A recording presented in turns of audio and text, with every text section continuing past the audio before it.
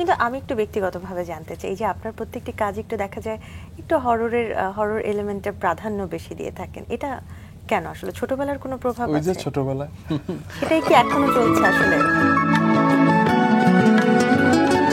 নুহাস তো এখন অনেক বড় একজন নির্মাতা, তাকে অনেকে ফলো করে, ইন্সপিরেশন হিসেবে নেয় আর কি। তো প্রথম যখন ক্যামেরার পেছনে গেলেন সেই মুহূর্তে আসলে কি ফিল হয়েছিল? প্রথম যখন ক্যামেরার পিছনে গেলাম আমার কাছে মনে হয় যে ছোটবেলায় তো ফ্রেন্ডদের সাথে অনেক বানাতাম, তো প্রথম যখন প্রপার কিছু করতে গেলাম সেটা হচ্ছে হোটেল অ্যালবাট্রস নামের একটা নাটক।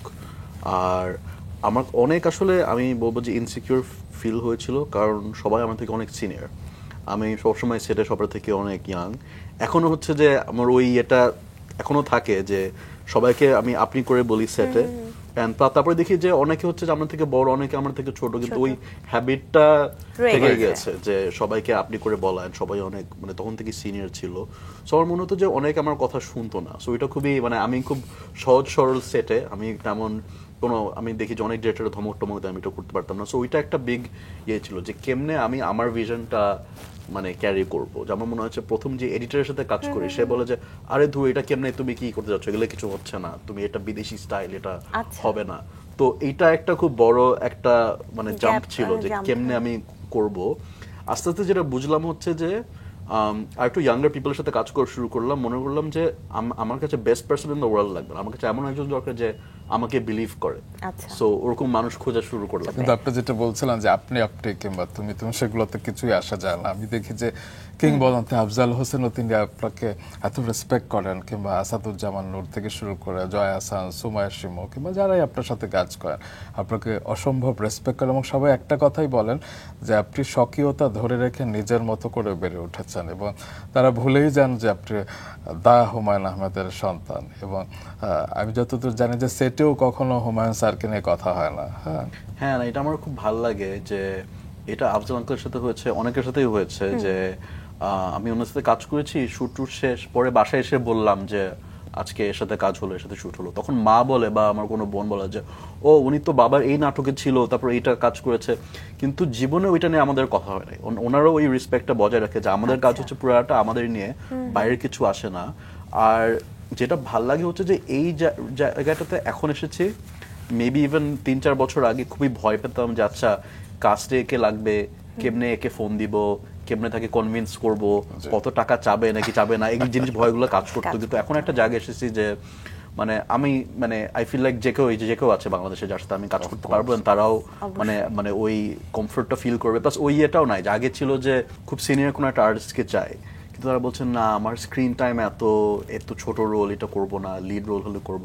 কিন্তু এখন হচ্ছে একটা ক্যামিওর জন্য আমি যে কাউকে ফোন দিতে পারি এন্ড সবাই মানে ওই ইন্টারেস্টটা শো করে। সো ওইটা খুবই ভালো লাগে।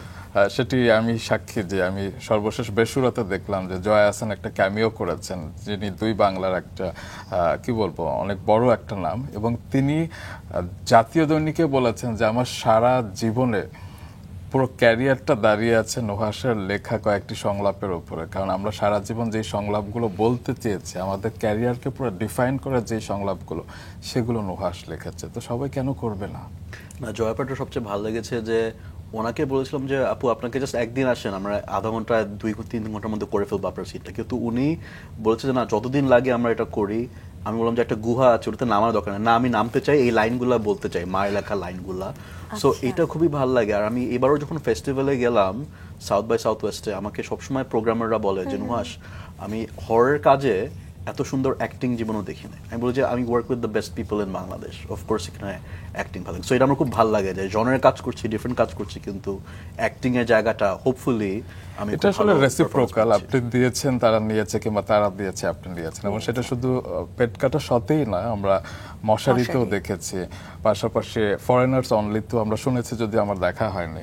হ্যাঁ, তো এই টাইপের অনেক কাজ, আপনি রেইন ড্যান্স থেকে আপনি পুরস্কৃত হয়েছেন, আরও আটলান্টার কথা বলছিলাম। তো এরকম অনেক আন্তর্জাতিক অঙ্গনে আপনি কাজ করেছেন, এবং বর্তমানে রাইটার্স গিল্ড অফ আমেরিকা ওয়েস্টে আপনি সদস্য হয়েছেন, যেটা একটা রেয়ার ফিট বাংলাদেশের যে কোনো নির্মাতা এবং লেখকের জন্য। সেজন্য আপনাকে অনেক অভিনন্দন। Thank you so much. কিন্তু আমি একটু ব্যক্তিগতভাবে জানতে চাই যে আপনার প্রত্যেকটি কাজ একটু দেখা যায় একটু হরর এলিমেন্টের প্রাধান্য বেশি দিয়ে থাকেন, এটা কেন আসলে ছোটবেলার কোনো প্রভাব ওই যে আছে ছোটবেলায় এটাই কি এখনো চলছে আসলে হ্যাঁ, আমার কাছে মনে হয় যে হরর জিনিসটা আসলে আমাদের কালচারের সাথে অনেক যায়, এটাই আমার কাছে মনে হয়। যে আমরা অনেক সময় দেখবেন যে কিছু কিছু বাংলা নাটক সিনেমা কন্টেন্ট হয় যেখানে একটা জনারকে দেখানো হচ্ছে কিন্তু বোঝা যাচ্ছে যে এটা অন্য কোনো দেশের ইয়ে থেকে খুবই ইনফ্লুয়েন্স হওয়া, যে আমরা অন্য কিছু একটা নকল করার চেষ্টা করছি, কিন্তু ঠিক হচ্ছে নাকি হচ্ছে না আমরা জানি না। কিন্তু হরর জিনিসটা না আমাদের লিটারেচারে সবসময় ছিল। বাবার ছোট গল্পে পড়েছি বা ছোটবেলায় মানে গল্প সবসময় আমরা আমাদের বাঙালি কালচার এটা যে কাজিনদেরকে মিলে ভূতের গল্প বলবো। তো আমি বলবো যে এটা আমাদের সাথে অনেক সুন্দর করে যায়। সো হররটা যখন আমরা বাংলাদেশি হিসেবে করি এটা আমাদের মতো করে করতে পারি।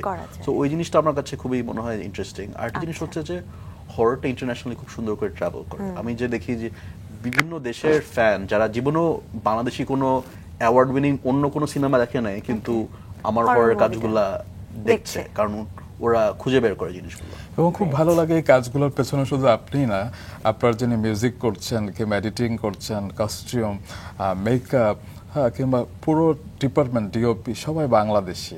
হ্যাঁ, তাদেরকে নিয়ে আপনি যে এরকম একটা ইন্টারন্যাশনাল কাজ করেন সেজন্য অনেক বেশি সাধুবাদ জানাই। এটা আমার সবচেয়ে মানে প্রাইডের জিনিস। আমার মনে আছে যে ফরেনার জোনে যখন করি ওটা তো ডিজনি হুলুর একটা কাজ। সো ডিজনির লটে আমি মিটিং করি এলএতে, ওখানে গিয়ে ওরা বলে যে এটার কালার বাংলাদেশি, হ্যাঁ, এটা সাউন্ড মিউজিক বাংলাদেশি, হ্যাঁ, মানে ওরা মানে খুবই অ্যামেজ যে প্রত্যেকটা ডিপার্টমেন্ট বাংলাদেশে একটা এত এই লেভেলের কাজ হতে পারে। So this is my pride যে এটা আমরা করতে পারছি।